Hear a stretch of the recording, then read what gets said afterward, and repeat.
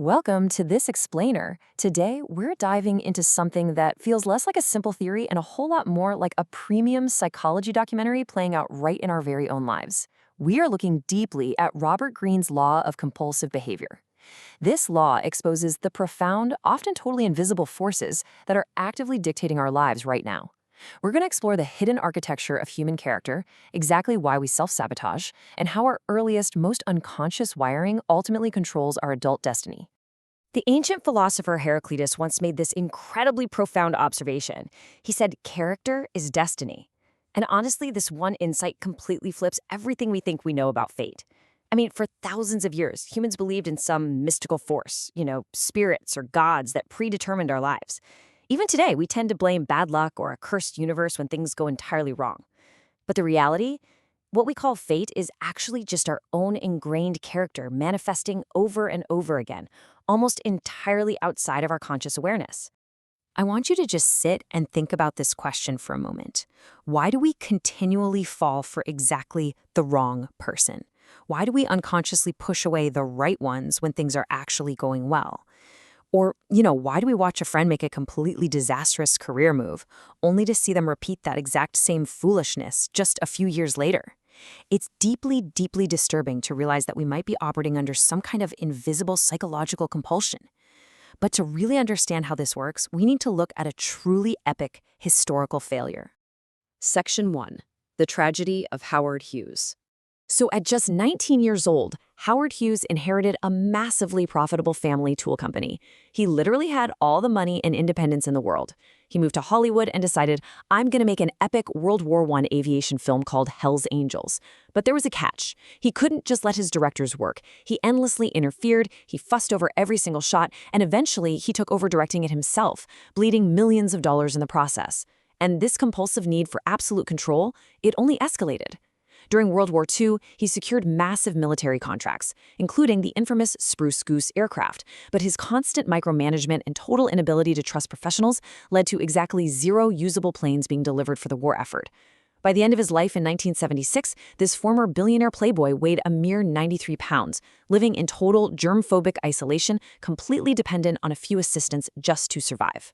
Now, what's truly fascinating here is the massive, tragic gap between perception and reality. Hughes sold the world a glittering myth. The public saw this dashing young maverick, right? A rugged individualist who bravely flew planes and dated movie stars. But the reality behind closed doors was a deeply anxious micromanager. His total inability to delegate or trust anyone systematically destroyed almost every business he actually touched, from aircraft manufacturing to the RKO film studio. His fortune was really only saved by that original tool company, which, ironically enough, was run completely independently of him. So, how does someone's inner world become this disconnected and this destructive? Let's move on to the 4 layers of character. This is where the behavioral psychology truly gets fascinating.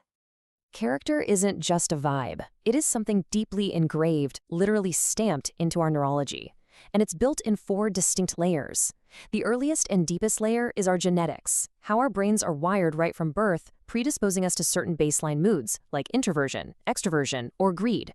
The second layer, which forms in our first 3 or 4 years of life, comes directly from our early attachments to our caregivers. This literally maps our emotional neural pathways. The third layer forms from our habits as we get older, locking those early coping strategies firmly into our nervous system. And finally, the fourth layer, developed in adolescence, is the front. Let's drill down into that crucial second layer, early attachment. Psychoanalyst John Bowlby studied how maternal attachment permanently stamps our character. One specific type is the enmeshed ambivalent attachment. And Hughes, he is the textbook case here. You see, his mother nearly died giving birth to him. Unable to have more children, she directed this massive, suffocating anxiety toward her only son. She absolutely smothered him with attention, practically never letting him out of his sight. This wired Hughes's young, developing brain to feel a profound, inescapable sense of helplessness and dependency. As an adult, his extreme micromanagement wasn't just a quirky business strategy. It was a desperate, unconscious psychological defense mechanism against the terrifying helplessness he felt as a little boy. And that brings us perfectly to the fourth layer, the front. As we become teenagers, we suddenly become hyper-aware of our character flaws. If someone is deeply anxious or timid, they quickly realize, hey, this isn't socially acceptable. So what do? They construct a psychological disguise. They compensate by acting incredibly outgoing, domineering, or hyper-confident. This acts like a giant optical illusion, making it incredibly difficult to determine someone's true nature. Because, let's face it, we are naturally mesmerized by people's carefully curated appearances and their glittering resumes. How to spot weak character. So, how exactly do we pierce through this disguise? You have to actively train yourself to ignore the front and look for the everyday tells. For instance, are they consistently late in finishing simple, seemingly unimportant assignments? Because listen, if they are forgetful or sloppy on small matters, they will be absolutely disastrous on important ones. Look closely at how they treat their employees or the waitstaff when they think no one important is watching. Or observe them in an off-hours game or sport. A hyper-competitive need to bend or circumvent the rules in a friendly game on a Saturday often reveals deep layers of insecurity that they so carefully hide back at the office on Monday. But the absolutely crucial point is this. Under stress, the front always crumbles. In everyday, easy life, people are quite adept at disguising their flaws. But throw them into a sudden crisis or a high-pressure situation, and people lose their normal self-control. It's like a pressure cooker. Their carefully constructed masks slip, revealing their profound fear of failure, their hidden insecurities, and their ultimate lack of inner resilience. Suddenly, that charming, easygoing colleague becomes vicious and evasive. Under extreme stress, the truth always leaks out. Abraham Lincoln perfectly encapsulated another incredibly vital test when he said, "If you want to test a man's character, give him power." Just like intense, sudden stress, the acquisition of power completely strips away societal restraints. When someone finally reaches the top, they no longer need to play the perfect, polite courtier. Power doesn't necessarily change people. Actually, it simply reveals more of who they always were right beneath the surface. The toxic types to avoid. Now that we know exactly how the mask slips, we need to recognize what's hiding underneath. First up is the hyper-perfectionist. At first glance, you're totally lured in by their incredible dedication and the crazy long hours they work. But if you ever work for them, you will quickly discover a living nightmare. Much like Howard Hughes, they have incredibly deep dependency issues. They literally cannot delegate because they are terrified to their core of losing control. And make no mistake, this isn't about maintaining high standards. It is entirely about power. They will create constant chaos, pit employees against each other, and slowly chew you up with their abusiveness and their endless, exhausting mistrust. Next is the drama magnet. They draw you in with their exciting, highly animated presence. But pretty soon, you notice they are perpetually embroiled in bickering and bizarre conflicts. And somehow, they are always playing the wronged victim. Why? Because in their childhood, the only way they got love and attention was to enmesh their parents in their troubles. Manufacturing drama became their fundamental psychological survival mechanism, just to feel alive and wanted. If you don't recognize this pattern early, they will absolutely drag you into their chaos and make you feel incredibly guilty for simply trying to disengage. Then we have the pampered prince or princess. They exude this calm, almost regal air of superiority that can actually be quite alluring. But slowly, inevitably, you'll find yourself doing all sorts of favors for them, taking on their responsibilities. In their childhood, they were shielded from the harsh outside world and had their every single whim indulged. As adults, their greatest unconscious desire is to replicate this lost paradise. They subtly manipulate you into pampering them, often throwing these quiet, baby-like tantrums if they don't get exactly what they want. Finally, the pleaser. You have probably never met anyone so charming and so seemingly considerate, but soon they just happen to not show up as promised, or they make these subtle, little mistakes that totally sabotage your work. These people are consummate courtiers.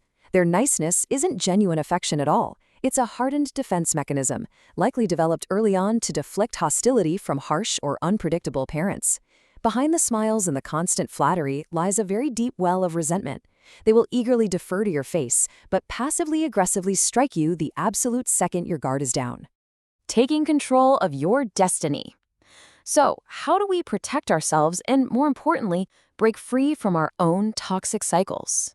You must always keep in mind the primary corollary of this law. People never do something just once. Never. They might excuse themselves claiming they just lost their head in the heat of the moment or they were just super stressed, but they will inevitably repeat the exact same behavior. It is an unconscious compulsion deeply engraved right into their neurology. Therefore, when you are judging someone's character, you have to ignore the glittering words and the apologies and focus entirely on the repeating patterns of their past actions. But what about your own character? Listen, it is essentially impossible to completely get rid of the stamp that constitutes your foundational character. It is simply wired too deep. However, through intense, unsparing self-awareness, you absolutely can learn to catch these compulsions in real time. By bravely examining your own past and identifying the recurring negative patterns in your life, you can consciously build new habits to override them. You can literally transform weak, reactive aspects of yourself into actual, resilient strengths through active daily practice. Which leaves us with this final, powerful thought. Look at your own history. I don't mean the story you tell others at dinner parties, but the hard, undeniable reality of your actions. What is the one self-sabotaging, compulsive pattern that keeps showing up over and over again in your relationships or your career? Because until you step up and make the unconscious conscious, it will continue to dictate your life, and you will just continue to call it fate. Thank you for joining this explainer. We'll see you next time.